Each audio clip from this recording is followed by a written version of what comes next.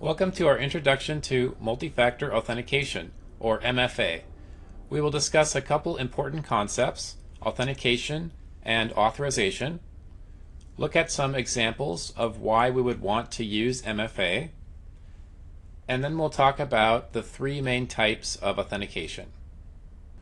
So there are a couple words you will hear a lot throughout this course, authentication and authorization. But what do they actually mean? Well, authentication is a process to confirm that you are who you say you are. As an example, if you want to log into a website, you need to provide your credentials, usually a username and password, to authenticate yourself. Then, after you are authenticated, you become authorized to access the website. Authorization is the process of checking and then granting your level of access to a system. This is usually done through things like access policies, groups, or other settings that are configured in advance. There are many forms of authentication in both the digital and physical worlds. For example, a key is a form of authentication. It can be inserted into a lock to authenticate you, and if the lock opens, then you're authorized to access what the lock was protecting.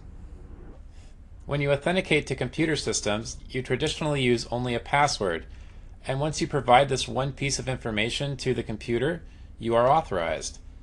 This makes it easy for a malicious actor to also authenticate as you, since they simply need to provide that same piece of information, your password, to log in. Because of this, authenticating with just a password is less secure. Now, when you authenticate with MFA, you still usually provide your password as the first factor of authentication, but then you must also provide a second factor of authentication before you can be authorized. This makes it much harder for a malicious actor to authenticate as you, because even if they have your password, they cannot complete the authentication unless they can provide the second factor. This makes your account much more secure. So, what are the different ways to provide authentication? Well, they are commonly grouped into three main types or factors. The first is something you know. We use this the most with computer systems. This is our passwords, our PINs, and even things like answers to secret questions for account recovery. Something you know is any piece of information that you must know in order to prove your identity. So this means that something you know, as we discussed earlier, is not as secure because anyone that has that information can authenticate as you. This makes it the weakest of the factors. The second factor is something you have, and there are many different examples of this factor, but the most common are a token of some kind, either in an app on your phone or a small key fob. Other examples include things like physical keys or key cards, or even certificate private keys.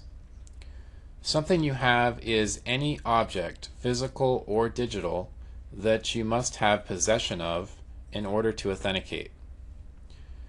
The other advantage of something you have is that these objects can be revoked. Tokens can be deleted and locks can be changed. So this allows you to respond in a compromise and replace them with good tokens.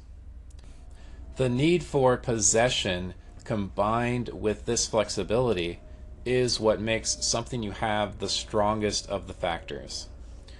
The last type is something you are.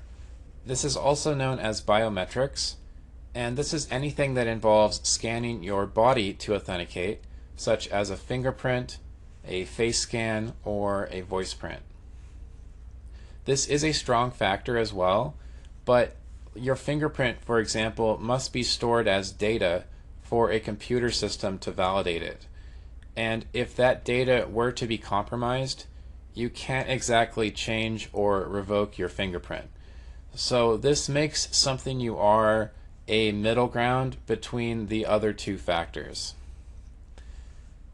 Now, no matter how strong or weak any one single factor of authentication is, when you require multiple factors of authentication together, this makes the combined login much more secure than the sum of its parts. This is why multi-factor authentication is such a powerful tool to ensure that only your authorized users are able to authenticate successfully. So, in this video, we talked about the concepts of authentication and authorization. We covered why you want to use multi-factor authentication, and we discussed the differences between something you know, something you have, and something you are. Join me in the rest of this course as we explore the WatchGuard AuthPoint product and how it can provide MFA to better protect your users.